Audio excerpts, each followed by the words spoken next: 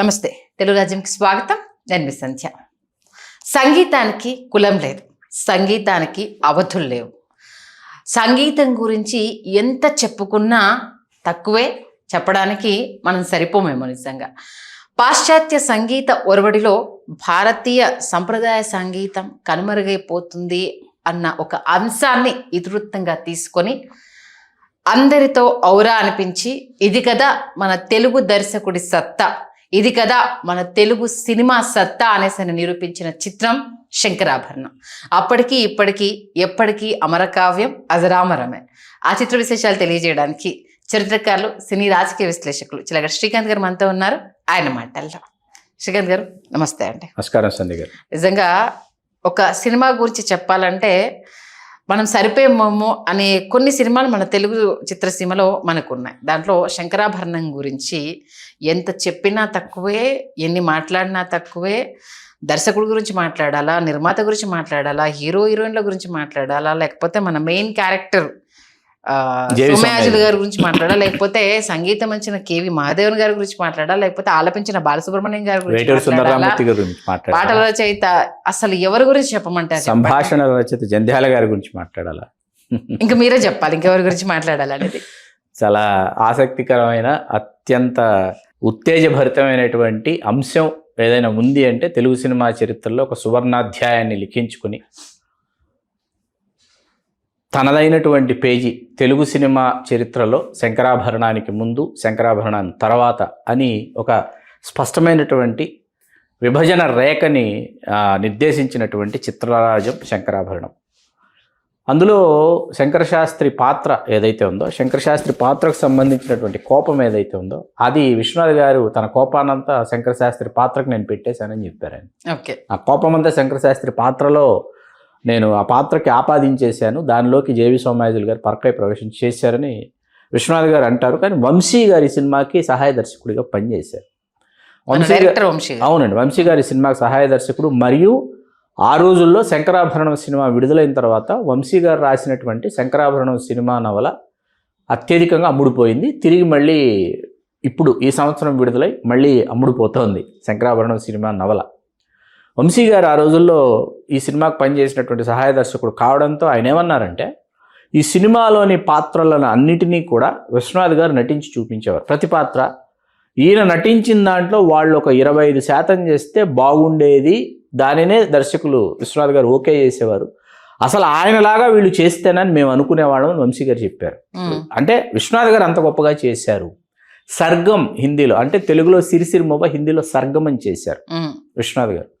Sargam cinema షూటింగ్కి ఆయన ముంబై వెళ్ళి తిరిగి వస్తున్నప్పుడు ఆయన మదిలో మెదిలినటువంటి ఒక ఆలోచన శంకరాభరణం. వచ్చిన తర్వాత ఏడిది నాగేశ్వరరావు గారికి సినిమా చేయాలి, సిరిసిరిమొవ్వకి ఏడిది నాగేశ్వరరావు గారు భాగస్వామి నిర్మాత అయిపోయింది. అయిపోయిన తర్వాత ఏడిది నాగేశ్వరరావు గారు మళ్ళీ వెళ్ళి విశ్వనాథ్ గారితో సినిమా చేద్దామని అనుకుంటే విశ్వనాథ్ గారు వాస్తవానికి తీరిక లేకుండా ఉన్నారు. ఈ సర్గం హిందీలో చేస్తున్నారు, తెలుగులో కొన్ని ఆయన ఒప్పుకున్న సినిమాలు ఉన్నాయి. ఆయన ఏమన్నారంటే, ఈ లోపల ఒక సినిమా తీసేసుకో, తర్వాత సినిమా చేసి పెడతానని మాట ఇచ్చారు. ఇచ్చిన తర్వాత ఆయన స్నేహితుడైనటువంటి ఆకాశం శ్రీరాములు గారితో కలిసి ఏడిది నాగేశ్వరరావు గారు తాయారమ్మ బంగారయ్య కొమ్మినేని గారి దర్శకత్వంలో ఆ సినిమాని తెరకెక్కించి అది సూపర్ డూపర్ హిట్ కావడం, అదంతా ఒక చరిత్ర. అయిపోయింది కదా, సినిమా అయిపోయింది. విశ్వనాథ్ గారి దగ్గరకు వచ్చి, ఏమిటండి ఎప్పుడండి మన సినిమా? 79లో ఇది తాయారమ్మ బంగారయ్య. వచ్చి విశ్వనాథ్ గారిని అడిగితే విశ్వనాథ్ గారు ఏం చేశారంటే, బేలూరుకో హలేబీడుకో వెళుతున్నారు ఆయన మళ్ళీ ఇంకొక సినిమాకి సంబంధించి. తిరిగి వచ్చేలోపు ఒక తుది రూపానికి వస్తుంది అని లైన్ మాత్రం చెప్పారు. ఏడిది నాగేశ్వరరావు గారికి ఇట్లా అనుకుంటున్నాను, ఎలా ఉందంటే నాకు బాగుందండి, లైన్గా చాలా బాగుందంటే, సరే ఇది వచ్చేటప్పటికి తుది రూపం వస్తుందేమో అని చెప్పి తిరిగి వెళ్ళారు.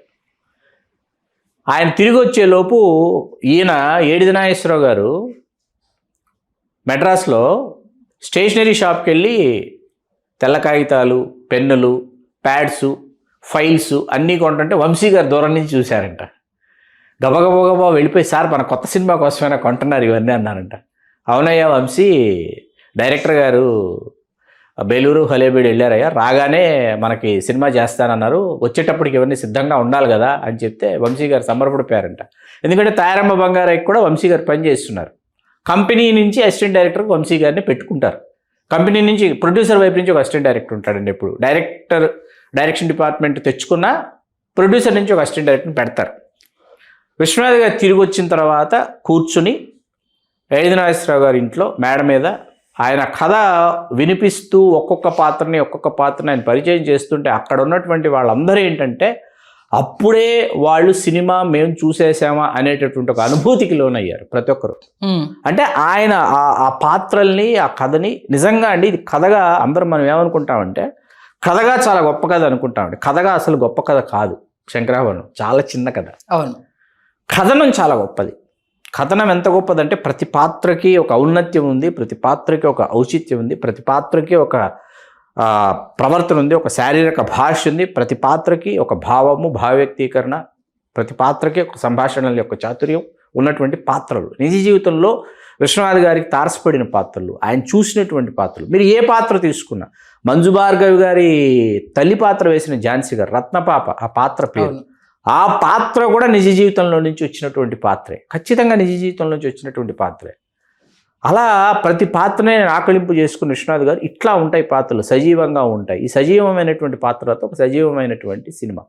అప్పటికి వాస్తవానికి ఆ సమయానికి తెలుగు సినిమా ఏంటంటే బాలచంద్ర గారి ప్రభావం, బాపు గారి సినిమాలు, దాసనారాయణరావు గారి సినిమాలు, రాఘవేంద్రరావు గారి సినిమాలు, సింగీతం శ్రీనివాసరావు గారి ప్రయోగాలు, వీటితో పాటు ఏంటంటే ఒక నేలబారు చౌకబారు సినిమాలకు కూడా వెల్లువెత్తినటువంటి ఒక సమయం అది. ఓకే, అటు ఇటు రెండు ఉన్నాయి.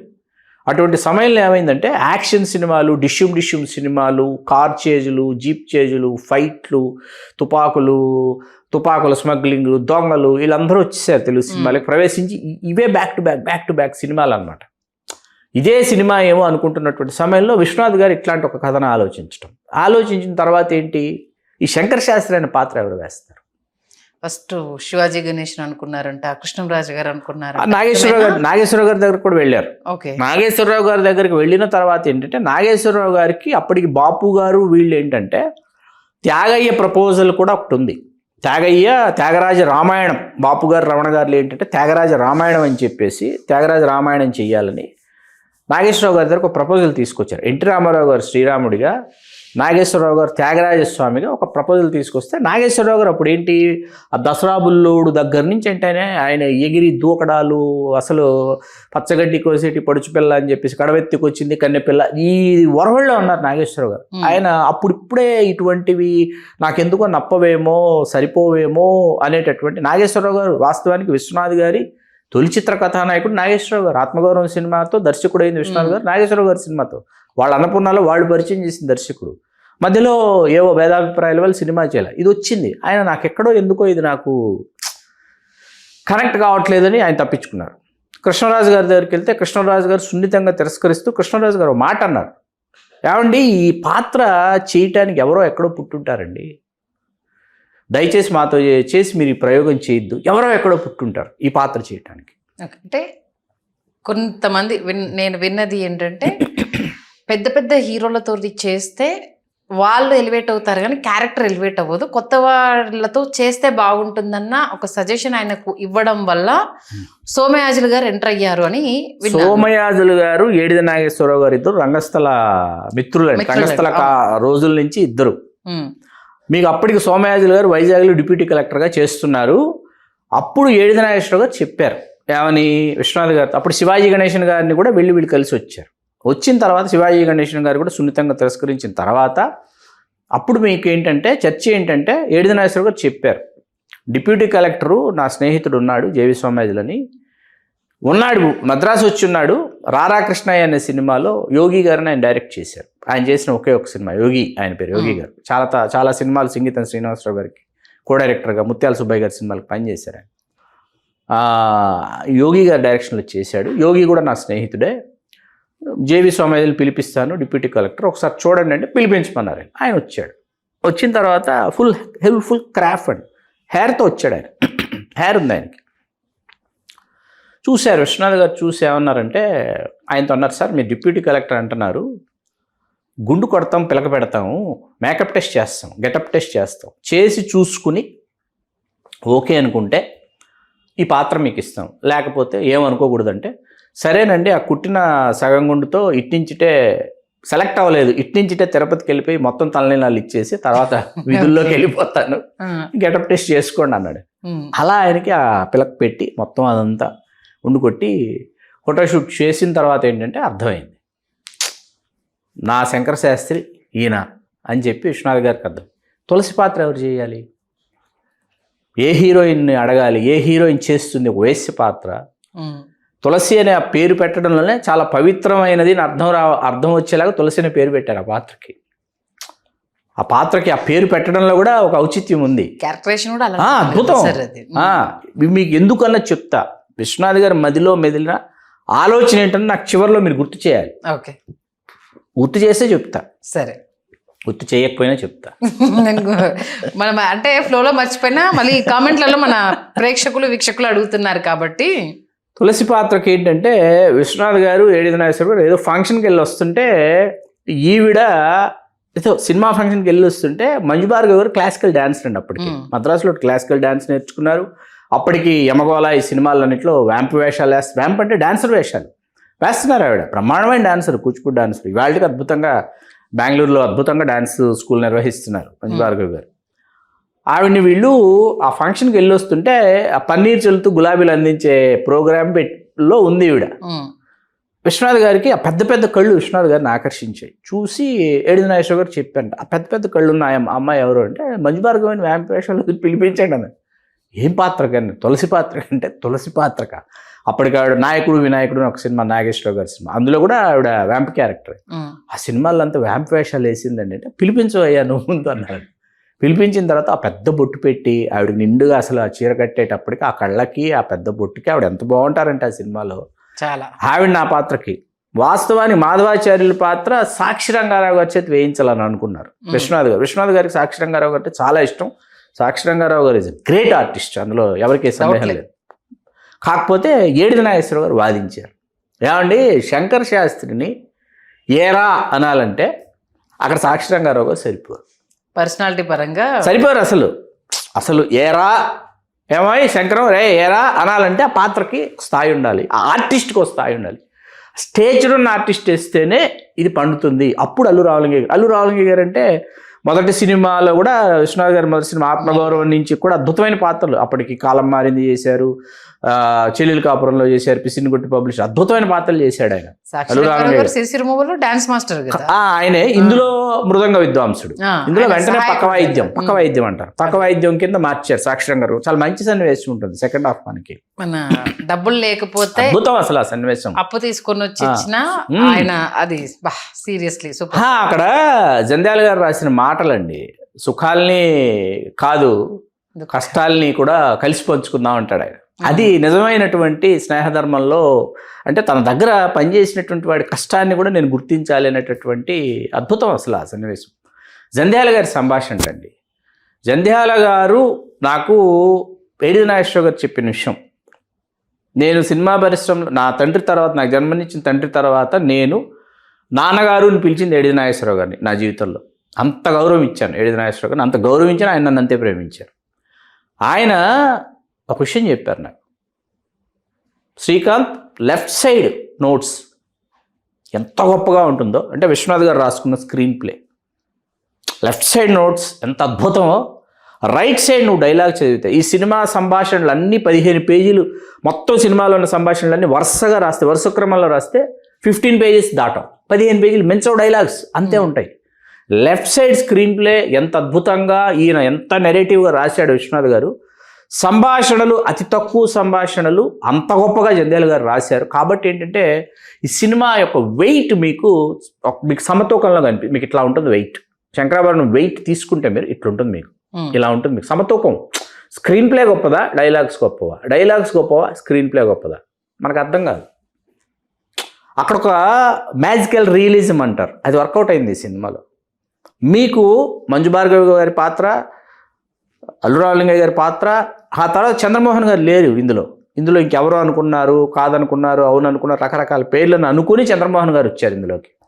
వచ్చిన చంద్రమోహన్ గారు అప్పటికేంటి బ్యాక్ టు బ్యాక్ ఆయన సిరిసిరిమువ్వ, సీతామహాలక్ష్మి 2 విశ్వనాథ్ గారి సినిమాలు సూపర్ డూపర్ హిట్స్ చేసేసి శంకరాభరణం అనేటప్పటికి ఏంటి అసలు దీంట్లో ఆ 2 అంత సూపర్ హిట్స్, ఇందులో ఏంటో సెకండ్ హాఫ్ వస్తాడు ఆయన, అల్లుడు కావాలి, సెకండ్ హాఫ్ వస్తాడు, అక్కడి నుంచి ఒక పాట అంతే. ఎలా చేయాలి అంటే ఏడి నాగేశ్వర గారు చెప్పారంట. వాస్తవానికి చంద్రమోహన్ గారు, ఒక నిర్మలమ్మ గారు, మా అల్లు రామలింగయ్య గారు ఇట్లా రిజిస్టర్డ్ ఆర్టిస్టులు ఉంటే ఏమవుతుందంటే శంకర శాస్త్రి, మంజు భార్గవి అనే 2 new characters very new, very fresh అని కాకుండా ఏంటంటే ఒక కలివిడి వాతావరణం వస్తుంది. కాబట్టి ఈ రిజిస్టర్డ్ ఆర్టిస్టులు, అందుకే నిర్మలమ్మ గారు, చంద్రమోహన్ గారు, ఇట్లా సాక్షి రంగారావు గారు, అల్లు రామలింగయ్య గారు వీళ్ళందరూ ఏంటంటే రిజిస్టర్డ్ ఆర్టిస్ట్, అప్పటికే ప్రేక్షకులకు తెలిసినటువంటి మొహాలు. అట్లా చేసుకుని వచ్చినటువంటి రామచంద్రాపురం వెళ్ళారు షూటింగ్ కోసం. తర్వాత వచ్చేసి మీకు అక్కడ మన బేలూరు హలేబీడికి వచ్చారు, డాన్స్కి సంబంధించి అద్భుతమైనటువంటి మంజు భార్గవి డాన్స్లు ఇక్కడ తీశారు. రాజమండ్రిలో మేజర్ పార్ట్ రాజమండ్రి ఇక్కడ చేశారన్న రామచంద్రపురం కోట. ఆయన బాగా వెలిగినటువంటి భవంతి ఏదైతే ఉందో రామచంద్రపురం రాజుగారి కోట అనమాట. ఇట్లా ఆయన గెటప్, కేవి మహాదేవన్ గారికి ఆ గెటప్, ఇది గెటప్ అని చూపించినప్పుడు ఆయన బాగా బ్రతికిన వెలిగిన రోజులు ఆయన గెటప్ ఇది, తర్వాత ఇది అన్నప్పుడు అసలు కేవి మహాదేవన్ గారు ఫస్ట్ గెటప్ ఫోటో చూసి శంకర శాస్త్రిది ఆయనకు వాళ్ళ తండ్రులు, తాతలు వాళ్ళు గుర్తొచ్చారంట.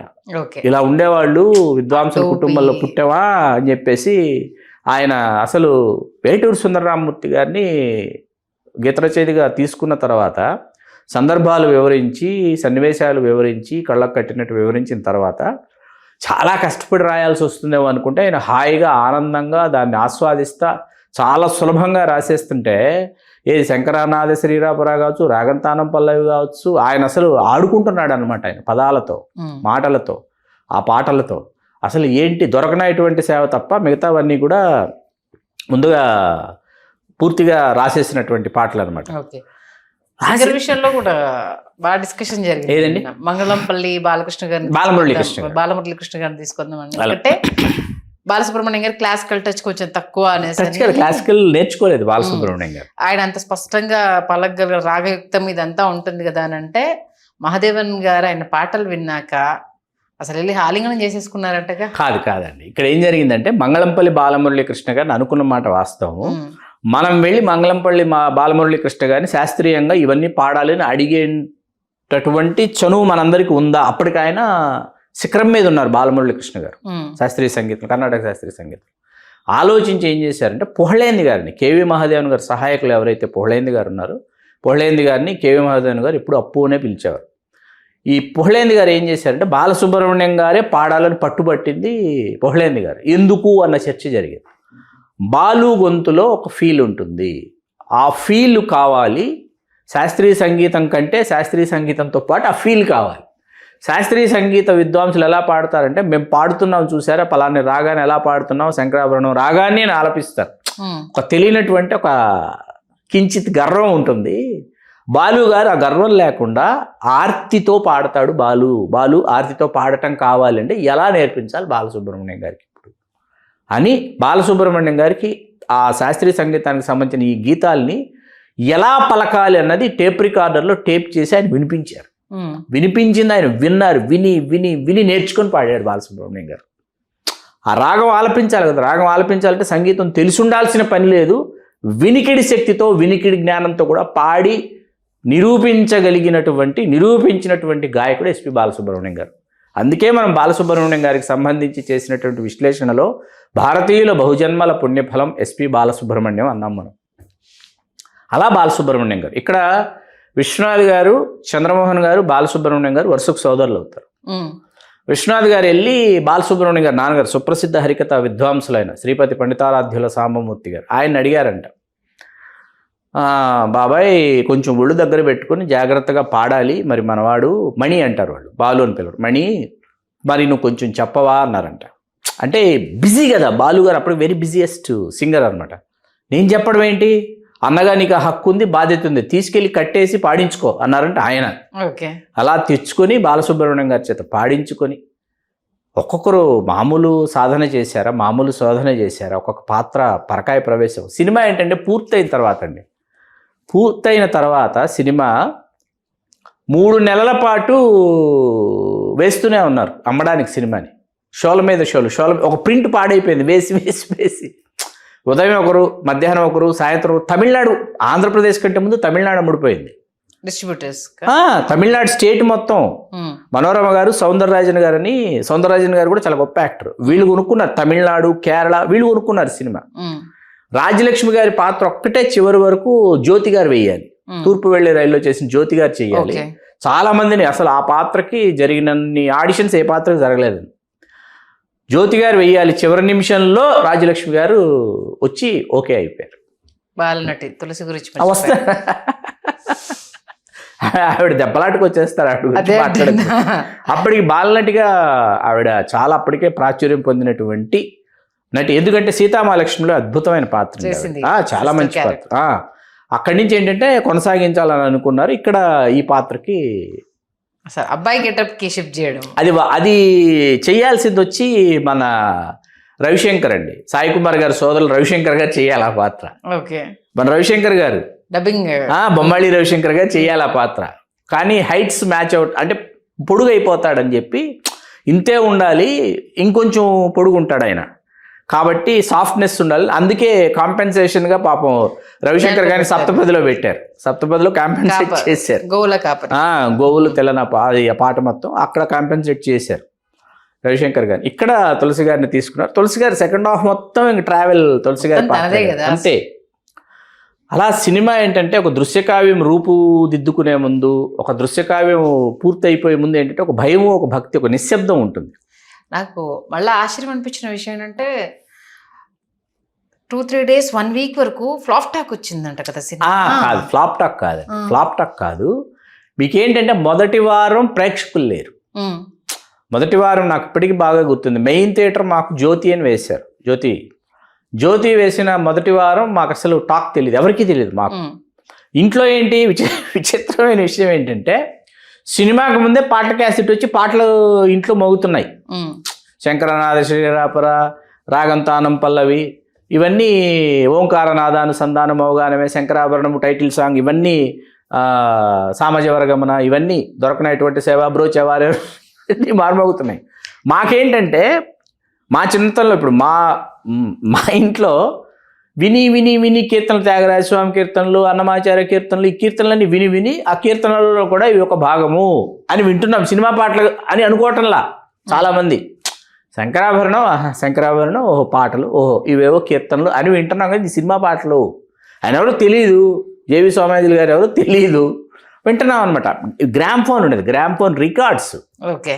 అప్పుడు ఫస్ట్ గ్రామ్ఫోన్ తర్వాత ఇంక గ్రామ్ఫోను ఇంక పాతది అయిపోతుంది, పక్కన పెడదాం అనుకున్న వాళ్ళందరూ టేప్ రికార్డర్కి షిఫ్ట్ అవుతున్నటువంటి ఒక ట్రాన్స్ఫర్మేషన్ టైం అది. అట్లాగా వారం తర్వాత పరిస్థితి ఏంటంటే జనం ఒక్కసారి ఉవ్వెత్తున మౌత్ టాక్ స్ప్రెడ్ అయిందండి. స్ప్రెడ్ ఏమైపోయిందంటే ప్రతి స్టేషన్లో మెయిన్ థియేటర్తో పాటు ఇంకో థియేటర్. నేను ఫస్ట్ చూసింది మల్లికార్జున అని సెకండ్ థియేటర్లో చూశాను.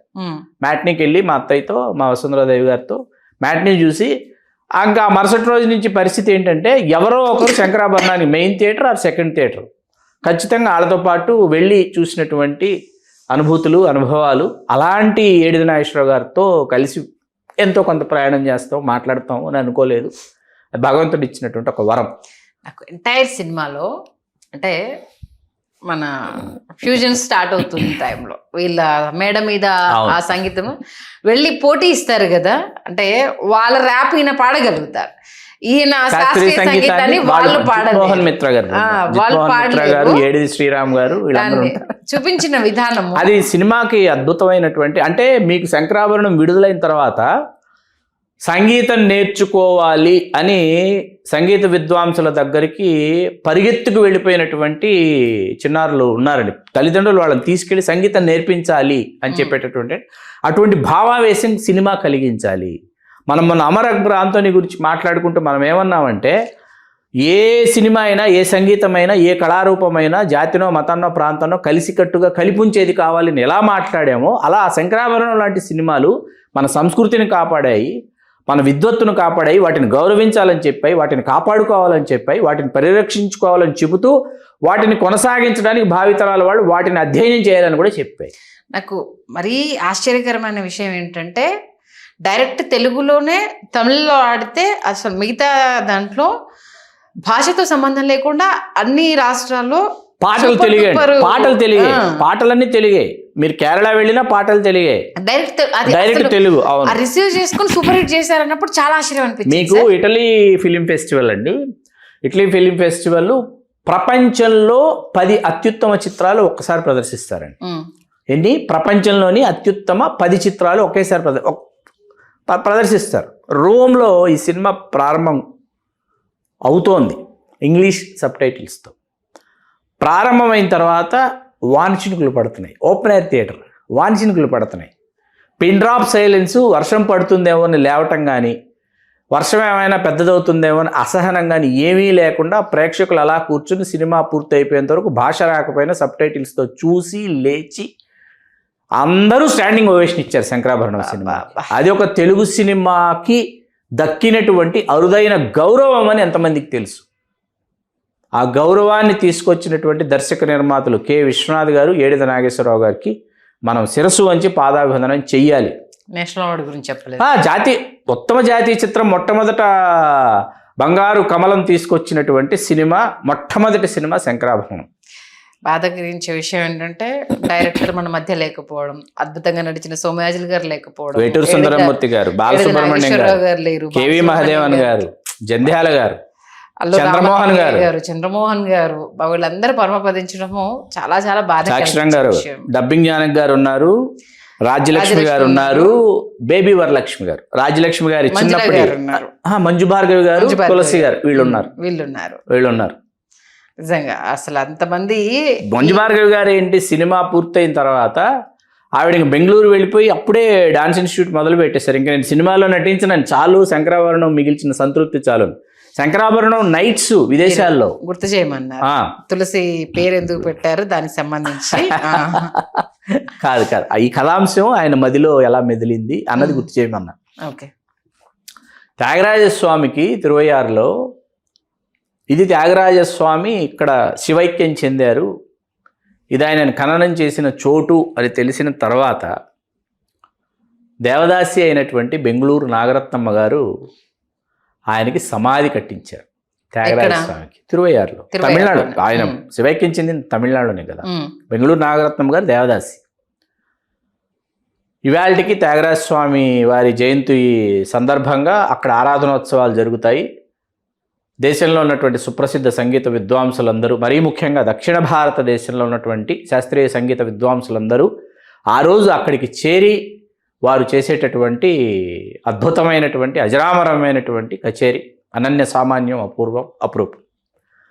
అటువంటిది దాని గురించి తెలుసుకునే విశ్వనాథ్ గారు ఏంటంటే, త్యాగరాజస్వామి గారే జీవించి ఉండి ఉంటే, బెంగళూరు నాగరత్నమ్మ గారే జీవించి ఉండి ఉంటే అని ఆలోచించి శంకరశాస్త్రి తులసి పాత్రలను సృష్టించారని నాకు అనిపించింది. నిజ జీవిత పాత్రలే అవి, కాకపోతే దానికి ఒక కల్పన జోడించి విశ్వనాథ్ గారు చేసినటువంటి ఒక అద్భుతమైనటువంటి దృశ్యమానం చేసినటువంటి ఒక సృష్టి. అంటే అందులో అద్భుతమైన మెసేజ్ ఏంటంటే, వేశ్య కుటుంబంలో పుట్టిన వాళ్ళు వేశ్యలే అవ్వాల్సిన అవసరం లేదు అన్న ఆ మెసేజ్ని తన ఆత్మాభిమానాన్ని కించపరిచినప్పుడు వాడు ఎవడైతే ఏంటి అని తను చంపడము, ఆమె చేసిన దాన్ని, ఆవిడ ఏ బ్యాక్గ్రౌండ్ అయితే ఏంటి, తను మనిషి అని సోమయాజులు గారు గుర్తించి తన ఇంట్లో స్థానం ఇవ్వడము. చిన్నపిల్ల కష్టపడుతూ ఉంటే నీకు వంట రాదా చేయవానంటే నేనా వంట చేయడమా అంటే వాళ్ళ మామూలుగా ఏంటంటే వాళ్ళ కుటుంబాల్లో వాళ్ళ వంటగదుల్లోకి పూజ గదుల్లోకి ఇతరులు నిషిద్ధం కదా. ఇవాళకి ఆ సంప్రదాయం పాటించేటటువంటి కుటుంబాలు తెలుసు, చాలా మంది ఉన్నారు. ఆ మాట అనగానే మంజు భార్గవి ఎక్స్ప్రెషన్ ఉంటుంది సార్, సీరియస్లీ. చిన్నపిల్ల కష్టపడుతూ క్లోజ్ షాట్ కళ్ళతో ఎక్స్ప్రెషన్, నేనా వెళ్ళాలా అన్న ఆ హావభావం ఉంటుంది చూడండి సార్. అద్భుత. డబ్బింగ్ జ్ఞానక్ గారు 1 2 సొంటూ లేని ఇంట్లో నేను చేయని చెప్పి వెళ్ళిపోతారు. తర్వాత అల్లురామలింగే గారు ఆ ఎమోషన్ క్యారీ చేయడము, ఆయన రాగానే అడిగేస్తాను అనేస్తానని అంతలోనే మళ్ళీ అలా కాదురా అనేసని ఆ వాయిస్ చేంజ్ ఓవర్ అనేది కూతురి పెళ్లి విషయానికి సంబంధించి అద్భుతమైన సన్నివేశం. పతాక సన్నివేశాలు కూడా ఆ క్లైమాక్స్ పూర్తయ్యేటప్పటికి ఉదయం 4 గంటలు అయిందంట. రామలింగేశ్వర కళ్యాణ మండపం అని అక్కడ చేశారు. సంగీతం వచ్చినప్పుడు కూతురు ఆలాపనలో ఏదో పాడితే నువ్వు పాడుతున్న రాగం ఏంటి, ఇప్పటికీ సరే దాన్ని ట్రోల్స్ కింద వాడుతున్నా, కొన్ని ఇది చేసినా ఇంకా ఆ మీమ్స్ ని వాడడము, ఆ కాలంలో ఉన్న మేము ఇప్పటికీ వాడడము అనేది, శారద ఎంచుకున్న రాగం ఏంటి, పాడుతున్న తాళం ఏంటి అనేసి అని అనడము. నిజంగా ఇప్పటికీ కూర్చున్న టీవీలో కానీ మనం చూసినా కూర్చున్నా అంటే అది అయిపోయేంత వరకు కదలకుండా. అదే అందులో ఉన్న గొప్పదనం. మీకు ఉత్తర భారతదేశానికి సంబంధించి శాంతారాం గారు మొదలుకొని శాంతారాం గారు, దేవానంద్ గారు, రాజ్ కపూర్ గారు, దిలీప్ కుమార్ గారు ఎంతమంది చూశారంటే శంకరాభరణం. అప్పుడు మన భారత రాష్ట్రపతి నీలం సంజీవ్ రెడ్డి గారు ఓకే భారత రాష్ట్రపతి గౌరవార్థం ఏంటి చాలా గొప్పగా ఆడుతోందంట తెలుగు సినిమా ఏంటంటే పంపించారు, ప్రింట్ పంపించారు. అతిథులు వచ్చారని రాష్ట్రపతి భవన్లో సినిమా వేశారు. అయిపోయిన తర్వాత ప్రింట్ వెనక్కి పంపించారు. మళ్ళీ ఇంకెవరు అతిథులు వస్తున్నారు, మళ్ళీ పంపించుకున్నారు. ఇట్లా 2-3 సార్లు జరిగిన తర్వాత ఎందుకంటే ఓ ప్రింట్ అక్కడే అట్టు పెట్టేసుకోండి, అతిథులు వస్తున్నప్పుడల్లా ప్రదర్శించవచ్చు, అలా రాష్ట్రపతి భవన్లో ప్రింట్ ఉంచారనమాట. ఎంతసేపు అయినా మాట్లాడుకోవచ్చు అండి శంకరాభరణం గురించి. మీ మాటల్లో ఇంకా వింటుంటే చాలా చాలా లేదు నాకు నేను చాలా ఆనందించే విషయం ఏంటంటే 2 సంఘటనలు. ఒకటి 25 సంవత్సరాలు పూర్తయిన సందర్భం. శంకరాభరణం 80లో విడుదలైంది. 80 ఫిబ్రవరి 2 విడుదలైతే 25 అంటే 2005 ఆ ప్రాంతంలో, 2004, 2005 ఆ సంవత్సరం లలిత కళా తోరణంలో కనీవిని ఎరుగని వేడుక జరిగితే ఏడిది నాగేశ్వరరావు గారితో కూడా నేను వెళ్ళటం తోడిపెళ్లి కొడుకులాగా ఆ వేడుక్కి. బాలసుబ్రహ్మణ్యం గారు, విశ్వనాథ్ గారు, మంజు భార్గవి అక్కడే అన్నారు కదా, ఎవరిని బాలసుబ్రహ్మణ్యం గారు అక్కడే నేను చూసింది, అక్కడ ఎదురుపడింది అక్కడే అందరూ, వేటూరు సుందరరామూర్తి గారు, అసలు ఎవరు రాలేదో చెప్పడం కష్టం. అలా అసలు ఏంటి ఆ రోజు కూడా ఏంటి ఈ వేడుక అయిపోయిన తర్వాత సినిమా ప్రదర్శన అది అందరితో కలిసి చూసాం. తర్వాత అంత క్రితం ఏంటంటే 2004లో మనకు తెలుగు సినిమా ఆణిముత్యాలు మ్యూజిక్ వరల్డ్లో కార్యక్రమం 14 రోజులు ఎన్ని రోజులు చేసాం. మధ్యలో ఒకరోజు శంకరాభరణం అనమాట. ఓకే, సాయంత్రం అంటే వచ్చి ప్రతిరోజు ఒక సినిమా వేస్తాం మధ్యాహ్నం, అయిపోయిన తర్వాత సాయంత్రం సినిమాకు సంబంధించినటువంటి వాళ్ళందరికీ సన్మానం అనమాట. విశ్వనాథ్ గారు చెన్నైలో ఉన్నారు, ఇప్పుడు చెన్నై నుంచి వచ్చారు హైదరాబాద్. వస్తే విశ్వనాథ్ గారు, ఏడిది నాగేశ్వరరావు గారు, నేను కలిసి సినిమా చూడటం. ఓకే, దానికి వెలకట్లేను, దానికి అస్సలు వెలగట్లేను, దానికి నేను ఎప్పటికీ వెలగట్లేను. నిజంగా కలిసి కూర్చొని సినిమా చూడటం. కేవి మహాదేవన్ గారు మన మధ్య లేరు, మాట్లాడుకుంటున్నాం. బాలసుబ్రహ్మణ్యం గారు మన మధ్య లేరు, ఆయన పాడిన పాటల గురించి మాట్లాడుకుంటున్నాం. విశ్వనాథ్ గారు మన మధ్య లేరు, గుర్తు చేసుకో. జంధ్యాల గారు 45 సంవత్సరాలు, ఏడిది నాగేశ్వరరావు గారు, అదే అంటున్నా, ఒక మెగా అల్లు రామలింగయ్య గారు, మెగా డైరెక్టర్, మెగా ఆర్టిస్ట్ ని, మన అల్లు రామలింగయ్య గారిని ఫస్ట్ సోమయాజులు గారితో ఇంత పెద్ద లెవెల్లో తీయడము అనేది, అంటే సెకండ్ మూవీకే ఇంత పెద్ద ఆఫరు సోమయాజులు గారి లైఫ్ ఎలా టర్న్ అయింది అనేది అందరికీ తెలిసిందే. నిజంగా వాళ్ళందరినీ ఇప్పుడు సినిమా ప్రియులందరికీ మరొకసారి గుర్తు చేసినందుకు. శంకరాభరణం ఏంటంటే మలయాళంలో కూడా విపరీతంగా ఆడిందండి. తమిళం, మలయాళం ఆడిన తర్వాత ఏమైందంటే ఆ తర్వాత ఈయన ఇంకే సినిమాలు యాక్ట్ చేస్తున్నాడు సోమయాజులు గారిని ఎంక్వైరీస్ అనమాట చేస్తే, ఆయన తర్వాత వరుసగా ఆయన త్యాగయ్య, వంశవృక్షం ఇవి చేశారు. ఆయన్ని కూడా మలయాళానికి డబ్ చేయాల్సి వచ్చింది. అప్పటికి ఆయన కొంత ఫ్యాన్ బేస్ స్టార్ట్ అయిపోయింది కదా. ఆయన ఎక్కడికైనా ఆ తర్వాత సక్సెస్ మీట్లకి ఆయన చొక్కా ప్యాంట్లు వస్తే ఒప్పుకోలేదు, ఇలా మేము చూడలేమండి మిమ్మల్ని. ఆయన స్మోకరు, ఆయన సిగరెట్ కాల్చుకుంటూ ఉండేవారు, పెద్ద పెద్ద కళ్ళతాలు పెట్టుకుని. మా మదనపల్లిలో మా నాన్నగారు సన్మానం చేశారు సోమయాజులు గారికి. అంటే ఇలా రాకండి, ఇలా వస్తే జనాలు ఒప్పుకోవట్లేదు అని చెప్తే ఆయన తర్వాత పంచికట్టుతో రావటం మొదలు పెట్టారు అనమాట. అంటే ఇంపాక్ట్ అండి, పాత్ర తాలూకు గాఢత ఉంటుంది, తాలూకు ఇంపాక్ట్. అందుకే అది ఇప్పుడు కూడా మనం మాట్లాడుకుంటున్నాం. తమిళ్ వెర్షన్ ఏదైతే ఉందో అది డిజిటలైజ్ చేసుకున్నారండి తమిళనాడు ప్రభుత్వం. ఓకే, మనం తెలుగు వాళ్ళు, మన తెలుగు సినిమా పరిశ్రమ, మన ప్రముఖులు, తెలుగు రాష్ట్రాల వాళ్ళు ఏం చేస్తారు నాకు తెలియదు, దాని గురించి నేను అడగను. దాని గురించి మనం ఎంత తక్కువ మాట్లాడుకుంటే అంత, ఎందుకంటే జానకి గారు పరమపదిస్తేనే 2 తెలుగు రాష్ట్రాల వాళ్ళు ఏ స్థాయిలో ప్రతిస్పందించారో మనం చూసాం మనం అర్పించలేకపోయాం. మన గౌరవం మన రాష్ట్రాల నుంచి ఆవిడ అంతిమ సంస్కారాలకు, మన మర్యాదల్ని అంతిమ సంస్కారాలకు ఇవ్వలేనటువంటి దుస్థితిలో మనం ఉన్నామంటే మనం రాష్ట్ర ప్రభుత్వాలు కనీసం కార్యక్రమాలు కూడా నిర్వహించలేదు. గాయకులు వాళ్ళ స్థాయిలో వాళ్ళు నిర్వహించుకున్నారండి, వాళ్ళు ఇచ్చుకున్నారు నివాళులు, వాళ్ళు అర్పించుకున్నారు. ఎంజి రామచంద్రన్ గారు ముఖ్యమంత్రి హోదాలో చూసిన సినిమా ఏది, శంకరాభరణం సినిమా చూసి వెలుపలికి వచ్చి, నాకు జన్మనిచ్చిన నా తల్లిదండ్రుల తర్వాత ఈ సినిమా సృష్టికర్తలకు నేను శిరస్సు ఉంచి అభివాదం చేస్తున్నాను అని అన్నారు MG Ramachandran garu. This words by MG Ramachandran garu. Sankarabharanam preview ఏదైతే ఉందో, ప్రివ్యూకి ఏడిది నాగేశ్వరరావు గారు చిరంజీవి గారిని పిలవటం వల్ల సురేఖ గారు చిరంజీవి గారిని ఆ రోజు చూశారు. విశ్వనాథ్ గారికి మొట్టమొదటిసారి చిరంజీవి గారిని ఏడిది నాగేశ్వరరావు గారు పరిచయం. ఇట్లా మనం శంకరాభరణం గురించి ఎంతసేపు అయినా, ఎన్ని రోజులైనా, ఎన్నిసార్లు అయినా మనం మాట్లాడుకుంటూనే ఉండొచ్చు.